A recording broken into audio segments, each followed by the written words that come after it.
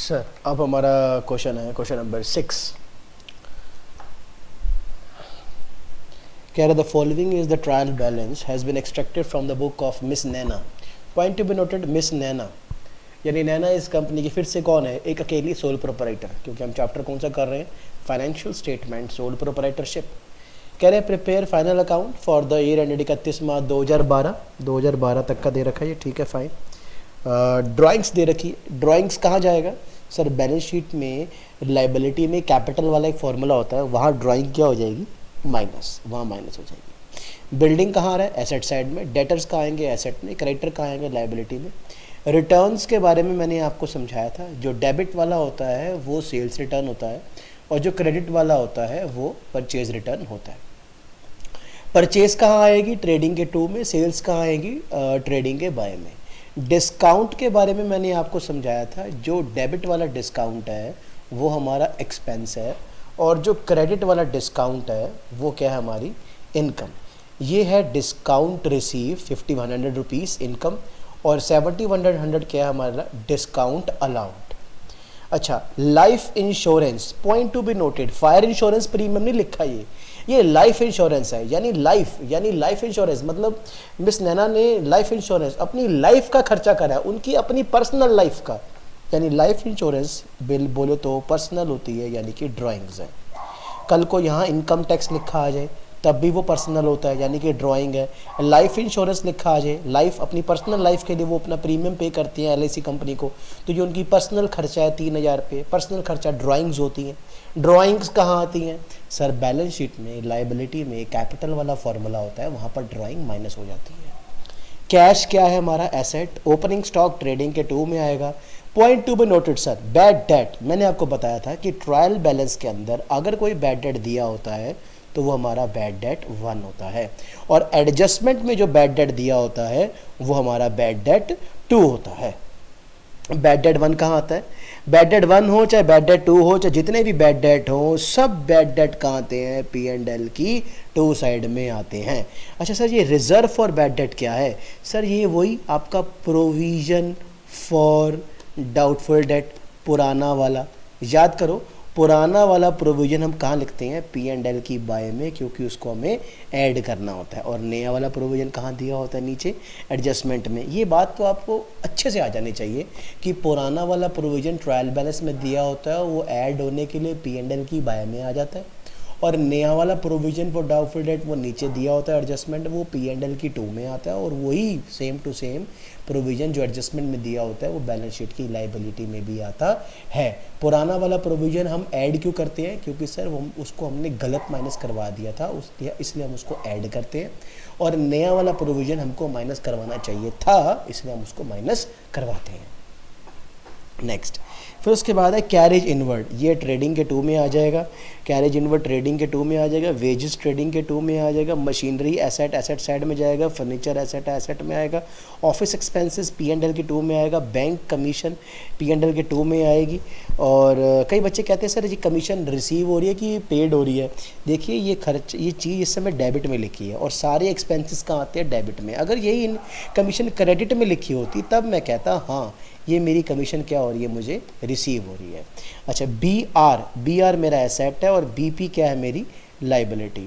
Trade expenses, ये जो debit में दिए हुए हैं वो ट्रेड एक्सपेंसेस हैं और कैपिटल जो यहाँ 9 लाख रुपये दिए क्रेडिट में, तो ये हमारी क्या है? लाइबिलिटी। नेक्स्ट, नीचे एडजस्टमेंट में कह रहे हैं बिल्डिंग के ऊपर 5% का डेप्थ लगाना है, फर्नीचर और मशीनरी पर 10% का लगाना है। बाकी ट्रेड एक्सपेंसेस हैं 2500 के और 3500 का। Have not yet paid as yet, आपको मैंने बताया था कि जो ट्रायल बैलेंस ऊपर दिया होता है, इस ट्रायल बैलेंस के अंदर जो कोई खर्चा लिखा होता है वो क्या हो चुका होता है? पेड, क्योंकि डब्बा है ये और इस डब्बे में सारे खर्चे कौन से आते हैं? कैश बेसिस पर आते हैं। ठीक है कि नहीं है बात? अगर आप ठीक से देखते हो तो यार यहाँ पर लिखा है ना, ये ट्रेड एक्सपेंसेस कितना दे रखा है? 13,500। ये एक्सपेंस डब्बे में लिखा है तो इसका मतलब ये पता है क्या हो चुका है? पेड। लेकिन एक ट्रेड एक्सपेंस नीचे एडजस्टमेंट में दिया हुआ 2500 रुपये। सर ये 2500 रुपये डब्बे के अंदर तो नहीं लिखा ना? नहीं सर, नहीं नहीं नहीं नहीं नहीं, ये तो डब्बे के बाहर लिखा है। इसका मतलब ये ड्यू है, ये अभी तक पे नहीं हुआ। अगर ये हम, और ऊपर से ये देख हमें खुद बता भी तो रहे हैं not been paid as yet, ये अभी तक पे नहीं हुए। तुम्हें पता है अगर ये लाइन यहाँ पर ऐसे ना भी लिखी होती ना, अगर ये ऐसे ना भी लिखा होता तो भी ये बात हमें पता थी क्या कि ये खर्चे दोनों के दोनों अभी क्या हैं? ड्यू। क्यों ये ड्यू क्यों है? क्योंकि ये एडजस्टमेंट में दिए हुए हैं। अगर ये दोनों खर्चे ट्रायल बैलेंस के अंदर दिए होते तो ये पे हो चुके होते, लेकिन अभी ये पे नहीं हुए हैं। ये दोनों क्या हैं? ड्यू हैं, क्योंकि ये कहाँ दिए हुए हैं? डब्बे के बाहर नीचे एडजस्टमेंट में दिए हुए हैं, इसीलिए ये ड्यू है। अब चाहे पेड हो चाहे ड्यू हो, याद करो 12 महीनों का खर्चा, paid plus due, mind set कर लो अपना, पेड प्लस ड्यू। पेड वाला कहाँ मिलेगा? ट्रायल बैलेंस में। ड्यू वाला कहाँ मिलेगा? नीचे एडजस्टमेंट में। इनको इकट्ठा प्लस करके कहाँ लिखेंगे? या तो ट्रेडिंग के 2 में लिखेंगे या तो P&L के 2 में लिखेंगे, याद रख लो। अच्छा, फिर इंटरेस्ट ऑन कैपिटल है 5%, नया वाला प्रोविजन बनाना है। ये प्रोविजन फॉर डाउटफुल डेट किसके ऊपर बनाते हैं? ऑन डेटर लिखोगे या ऑन नेट डेटर लिखोगे? सर हम ऑन नेट डेटर लिखेंगे, क्योंकि जो डेटर हमें ऊपर दे रखे होते हैं ना, ये वाले जो डेटर, ये डेटर कौन से होते हैं? ग्रॉस डेटर होते हैं। ये हमें प्रोविजन किस पे बनाना है? 5% नेट डेटर्स के ऊपर बनाना है। अच्छा, वो कह रहे हैं कि ना हमारे पास ना एक मशीन है, चेक करो यार, ऊपर ना यहाँ पर मशीन दे रखी होगी। हाँ सर, ये एक मशीन दे रखी है। कितनी दे रखी है ये? सर 8 लाख रुपए की है। कह रहे हैं इस 8 लाख की मशीन के अंदर 2 लाख रुपए की मशीन ऐसी है जो दिसंबर में ली थी, तो फिर इसके ऊपर तो 3 महीने का डेप लगेगा। क्योंकि अगर ये वाली मशीनरी मैं 31 दिसंबर को ले रहा हूँ तो जनवरी पूरा, फरवरी पूरा, मार्च पूरा, तो 3 महीनों का डेप लगेगा ना इस 2 लाख के ऊपर। यानी ये जो 8 लाख की मशीन है इसके अंदर एक 6 लाख वाली भी है, एक 2 लाख वाली भी है। जो 6 लाख वाली है उसके ऊपर तो पूरे साल का डेप लगेगा, जो 2 लाख वाली है उसके ऊपर सिर्फ 3 महीने का डेप लगेगा। अच्छा, फिर कह रहे वेजेस जो है ना उसके अंदर 5700 रुपीज़ की वेजेस ऐसी हैं जो मशीन की इंस्टॉलेशन पे खर्च करा था। एक मिनट, मशीनों की इंस्टॉलेशन का खर्चा मशीनों में जुड़ना चाहिए। आपको याद होगा, आपने कभी ऐसे पढ़ा होगा कि जैसे मान लो अगर हम लाख रुपए की मशीन लेते हैं और लाख रुपए की मशीन को इंस्टॉल कराने में हमारा 10,000 रुपये लग जाता है, फिर हम ये थोड़ी ना कहते हैं कि हमारी मशीन हमको 1 लाख की पड़ रही है। 10,000 का इंस्टॉलेशन का खर्चा जोड़ने के बाद हम कहते हैं कि टोटल मशीनरी हमको 1,10,000 रुपये की पड़ रही है। इस बात से आपको ये सीखना चाहिए कि मशीनों की इंस्टॉलेशन का जो खर्चा होता है वो मशीनों के साथ जुड़ता है, वो मशीनों के साथ जुड़ता है। लेकिन इन्होंने क्या करा, वो 5700 जो मशीनों की इंस्टॉलेशन का खर्चा था जिसको मशीन के साथ जोड़ना चाहिए था, वो इन्होंने वेजेस में डाल दिया। तो वेजेस तो वो होती है ना, वो जो ट्रेडिंग अकाउंट में नॉर्मल सैलरी होती है उसमें थोड़ी ना डालना था 5700। तो वेजेस में से 5700 माइनस करके मशीन में जाके उसको जोड़ देंगे। और ये रहा हमारा लास्ट में क्लोजिंग स्टॉक जिसका इंतजार था। यही क्लोजिंग स्टॉक कहाँ आ रहा होता है? ट्रेडिंग के बाय में और बैलेंस शीट के एसेट साइड में। सर मैंने अभी आपको ये सारा क्वेश्चन समझा दिया है और हम इसको सॉल्व करेंगे। और मैंने आपको बताया था जब भी फाइनल अकाउंट का क्वेश्चन करते हैं तो सबसे पहले क्या बनाते हैं? फॉर्मेट। बिना फॉर्मेट के कुछ भी नहीं हो सकता फाइनल अकाउंट चैप्टर में। आप फॉर्मेट बनाओगे और मैं क्या करूँगा? Copy paste. भाई मैंने तो पहले ही बना के रखा हुआ, मैं तो कॉपी पेस्ट कर लूँगा, बाकी आपको सारा का सारा पेपर में लिखना है। बिना फॉर्मेट के कुछ नहीं होगा सर, फॉर्मेट तो लिखना ज़रूरी है। सर अब हम जो ये क्वेश्चन कर रहे हैं वो कर रहे हैं, क्वेश्चन कौन सा कर रहे हैं भाई? 6th question.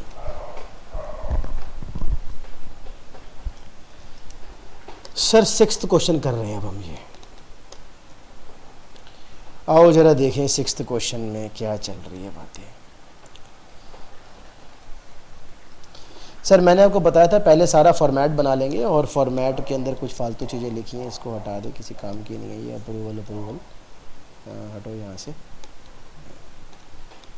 हाँ सर, तो सबसे पहले to opening stock, to purchase minus purchase return plus carriage inward और sales minus sales return by closing stock, और वही same to same closing stock asset side में भी आता है। ये कैपिटल वाला फॉर्मूला आपको याद हो जाना चाहिए अब तो। ओपनिंग कैपिटल प्लस उसके ऊपर जो ब्याज देना है और जो प्रॉफिट भी देना है, ये तीन चीज़ें मैंने अपने प्रोपराइटर को देनी है। इस क्वेश्चन मेरी प्रोपराइटर का नाम है मिस नैना, और वो मेरी ऑनर है, और उन्हों को मैंने उनकी कैपिटल भी वापस करनी है, उसके ऊपर ब्याज भी देना है, और जो प्रॉफिट कमाया होगा वो भी मेरा नहीं है। बिजनेस अपना प्रॉफिट अपनी लाइबिलिटी में लिखता है, क्योंकि वो प्रॉफिट उसने आगे देना होता है। ये सारा फॉर्मेट लिखने के बाद आपको सबसे पहले क्या सॉल्व करनी होती हैं, एडजस्टमेंट्स। आओ एडजस्टमेंट्स करें। सर सबसे पहले मैं देख रहा था कि मशीनों के ऊपर डेप्रिसिएशन लग रहा है, बिल्डिंग पे लग रहा है 5%, फर्नीचर पे लग रहा है और मशीनों पे भी लग रहा है 10%। सर मशीनों के ऊपर डेप लग रहा है और नीचे मशीनों की एडजस्टमेंट भी आई हुई है ना। तो पहले ना आप 5th एडजस्टमेंट को सॉल्व करना, ये एडजस्टमेंट को सॉल्व करने के बाद फिर मशीनों पे डेप लगाना। बिल्डिंग और फर्नीचर के ऊपर तो कोई एडजस्टमेंट थी नहीं ना नीचे, तो बिल्डिंग और फर्नीचर हमारे बिल्कुल साफ सुथरे हैं। चलो फिर आओ डेप्रिसिएशन का पहले काम कर लेते हैं। बिल्डिंग का डेप है, बिल्डिंग का डेप है, और डेप लगाना है फर्नीचर के ऊपर। और वैसे तो मशीनरी भी तो है, उस पर भी तो लगाना ही है। सर बिल्डिंग ऊपर कितनी है? सर ऊपर बिल्डिंग है 60,000 रुपये की, 60,000 की बिल्डिंग है, जिसके ऊपर डेप की परसेंटेज कितनी है, 5%।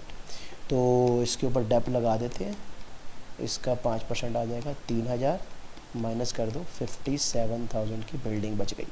फर्नीचर चेक करो सर ऊपर, फर्नीचर कितने का है फर्नीचर? हाँ सर फर्नीचर है ऊपर 60,000 का, 60,000 का फर्नीचर है। इसके ऊपर भी डेप लगाना है आपने, इसका है 10% का डेप है, तो 6,000 का डेप हो गया इसका, इसमें से माइनस कर लो, ये आपका हो गया 54,000। अच्छा सर मशीनरीज देखो, मशीनरी सर मशीनरी 8 लाख की है। नहीं सर मैं 8 लाख की नहीं लिखूंगा सर, 6 लाख की मशीनरी है, क्योंकि 8 लाख की मशीन के अंदर 2 लाख रुपए की मशीनरी ऐसी थी, याद करो, जो 31 दिसंबर को ली थी आपने, और 31 दिसंबर को ली थी और बुक्स आपकी मार्च में क्लोज हो रही हैं।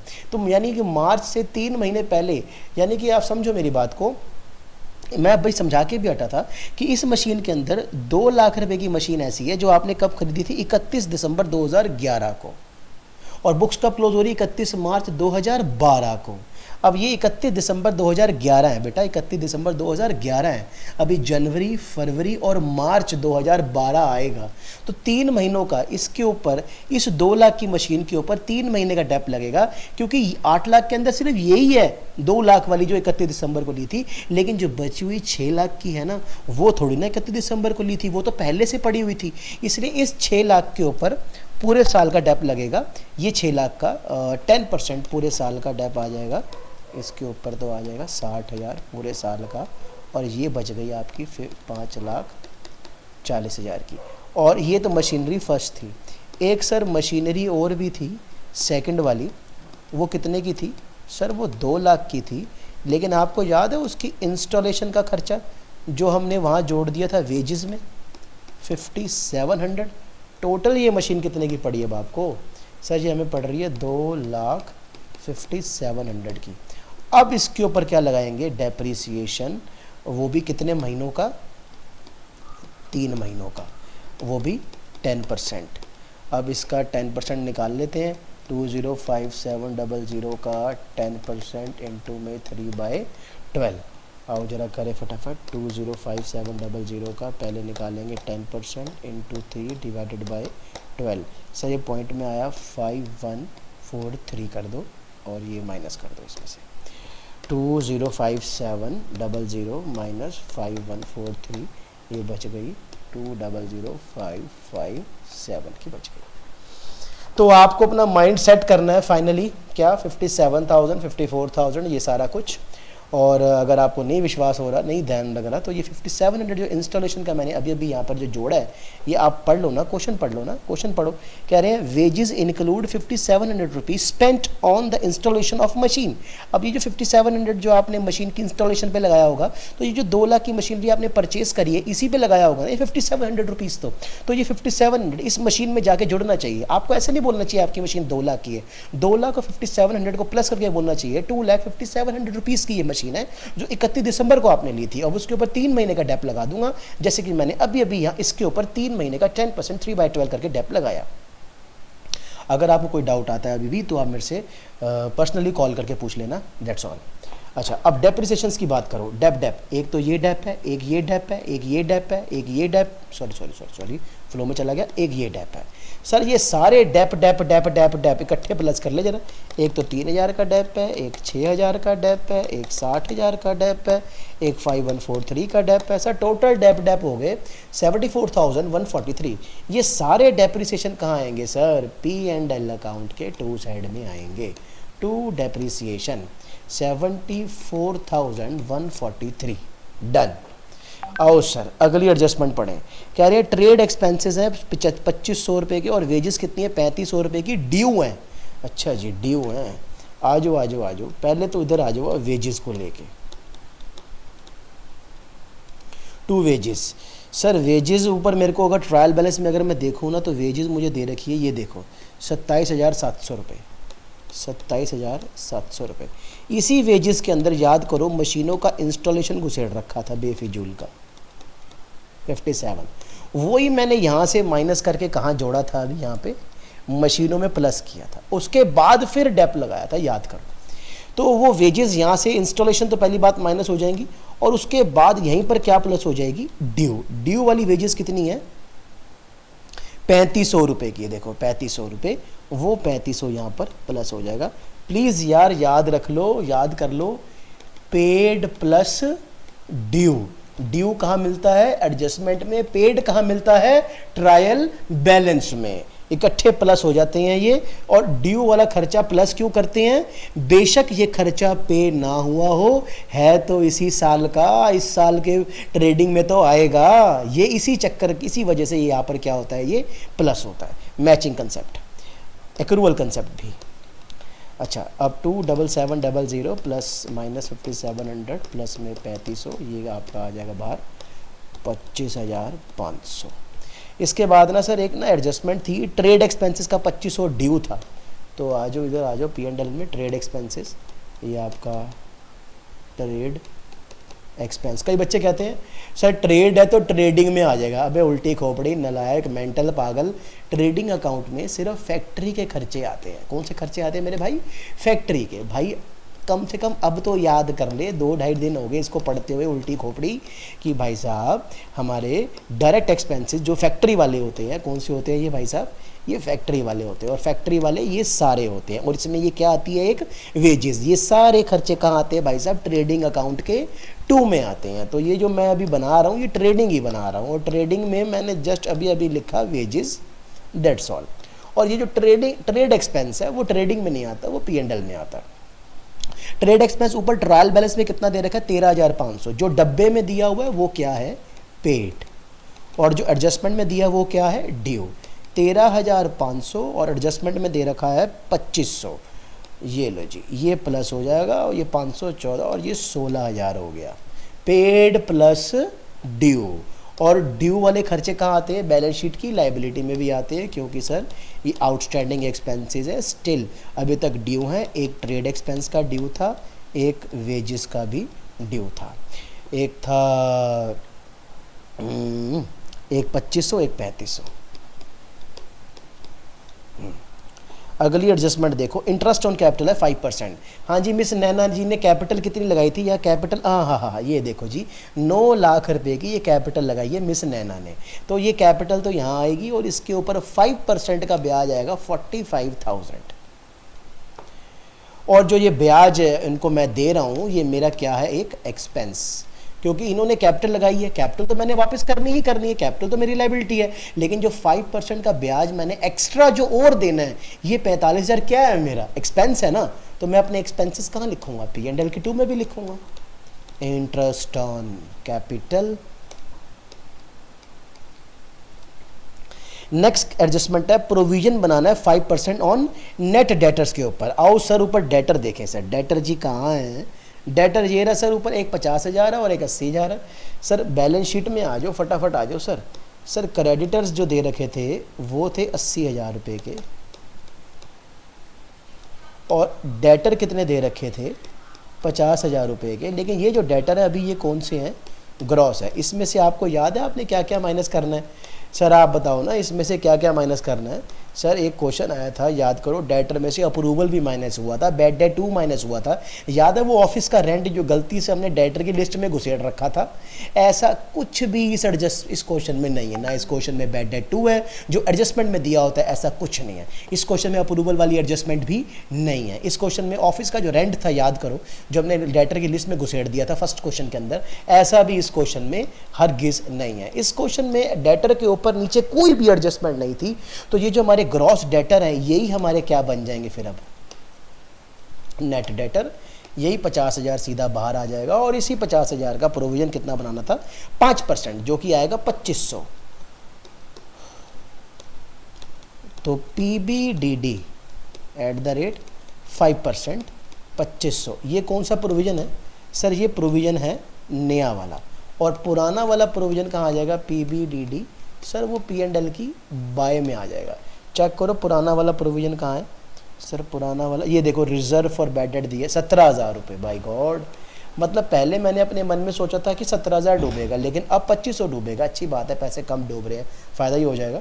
बट पुराना वाला हम क्या करते हैं, ऐड बैक करते हैं और नया वाला यहाँ लेस करते हैं, और वही सेम टू सेम नया प्रोविजन कहाँ आएगा, बैलेंस शीट की लाइबिलिटी में भी आएगा। नेक्स्ट, इसके बाद देखो मशीनरी वाली एडजस्टमेंट मैंने सॉल्व कर ली है। क्लोजिंग स्टॉक दे रखा है 50,000 रुपये, डायरेक्ट आ जाएगा क्लोजिंग स्टॉक 50,000 रुपये अपनी जगह पे आ जाएगा आउटर कॉलम पे। क्लोजिंग स्टॉक फटाफट बाहर आ जाओ, क्लोजिंग स्टॉक आउटर कॉलम पे। सर क्लोजिंग स्टॉक की एडजस्टमेंट आपको याद हो गई है। सर क्लोजिंग स्टॉक की सिर्फ 2 ही एडजस्टमेंट होती है। कौन कौन सी होती है क्लोजिंग स्टॉक की 2 एडजस्टमेंट, सर एक तो विच एवर लेस वाली होती है जो कि इस क्वेश्चन में नहीं दे रखी, एक अप्रूवल वाली होती है जो भी इस क्वेश्चन में नहीं दे रखी। अप्रूवल वाली एडजस्टमेंट मैंने आपको क्या सिखाया, अप्रूवल का मतलब क्या होता है, सेल्स रिटर्न, और सेल्स रिटर्न का मतलब क्या होता है, सामान का वापस आना, सेल्स का घटना, और अब ये पैसे नहीं मिलेंगे, स्टॉक बढ़ जाएगा। सेल्स रिटर्न में सेल्स माइनस होती हैं, और पैसे नहीं मिलेंगे तो डेटर भी माइनस होते हैं, और सामान वापस आ गया तो स्टॉक भी प्लस होता है। इस क्वेश्चन में अप्रूवल वाली एडजस्टमेंट दूर दूर तक नहीं है, इसीलिए बड़े ही कॉन्फिडेंस से मैंने क्लोजिंग स्टॉक आउटर कॉलम में लिख दिया, और इस तरीके से मैंने अपनी सारी एडजस्टमेंट्स को सॉल्व भी कर लिया। अब मुझे करनी है छाटा छाटी। सबसे ऊपर मुझे दिख रही है ड्राइंग 35,000, फटाफट आ जाओ सर, फटाफट, टाइम नहीं है।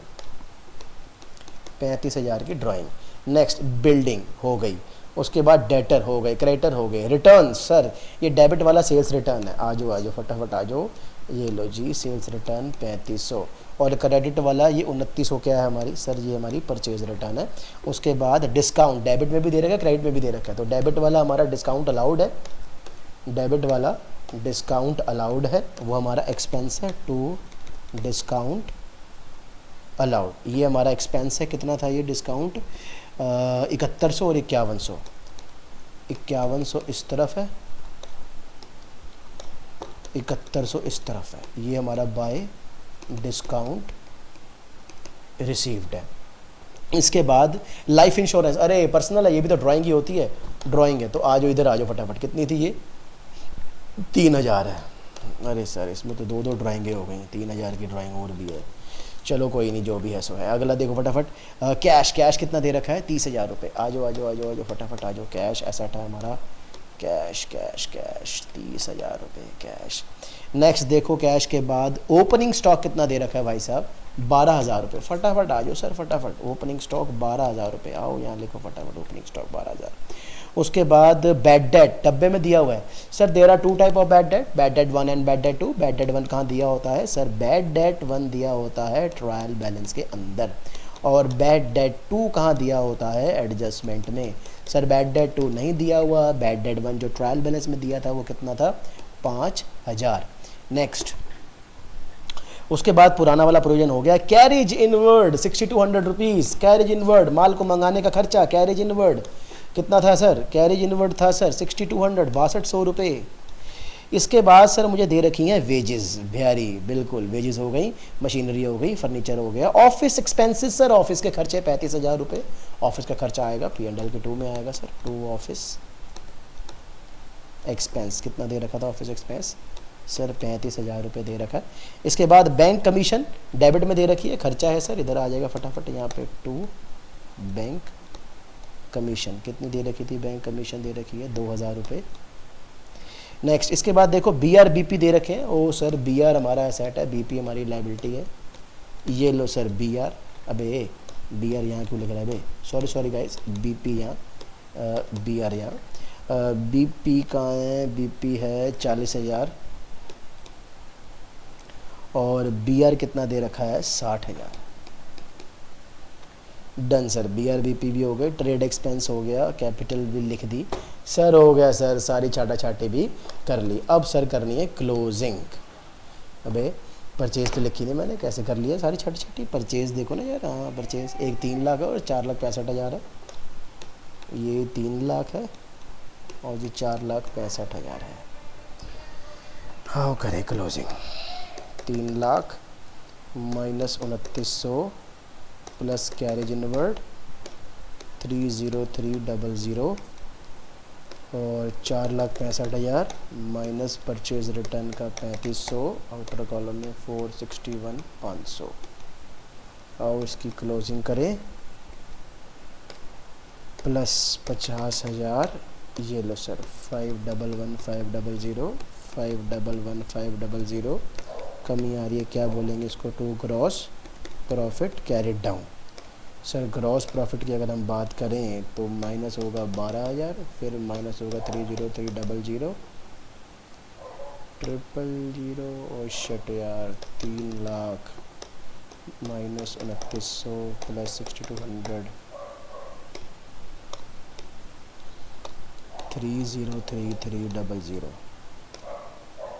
हाँ 5,11,500 माइनस में 12,000 माइनस में 303,300 माइनस में 25,500, ये लो सर 170,700 ग्रॉस प्रॉफिट आ गया सर। सर यही gross profit same to same चला जाएगा यहाँ पी एंड एल की बाय में, by gross profit brought down, ये आ रहा है 170,700। अब इसकी क्लोजिंग करते हैं फटाफट, प्लस 5100 प्लस में 17,000 टोटल करके आ गया 1,92,800 1,92,800 और इसमें से माइनस करेंगे एक एक करके ये सारा, minus 74,143 minus 16,000 minus 45,000 minus 2,500 minus 7,100 minus 5,000 minus 35,000 minus 2,000। Sir ये आ गया 6057 to net profit. Balancing figure जरूर लिखा करो, आदत डाल लो बैलेंसिंग फिगर को लिखने की। अच्छा फिर यही नेट प्रॉफिट यहाँ पर आके प्लस हो जाएगा, 6057 प्लस हो जाएगा। और अब इसको सेटल करते हैं सर, 9 लाख प्लस में 45,000 प्लस में 6057 माइनस में 38,000 और ये लो 913057 और इसमें अब फाइनली कर देंगे सब plus 2500 plus 3500 plus 80,000 plus 2500 plus 40,000, ये लो 10,41,557। ऐसे इधर से भी प्लस करके देखते हैं। क्लोजिंग स्टॉक कितना दे रखा है, 50,000 का क्लोजिंग स्टॉक है प्लस 57,000 प्लस 54,000 प्लस 5,40,000 प्लस 2,00,55, ये लो प्लस 50,000 प्लस 30,000 प्लस 60,000, अरे सर 104,155,7। लो सर ये भी मैच हो गई। Answer number 6। इसका मैं आपको पूरा PDF भेज दूँगा।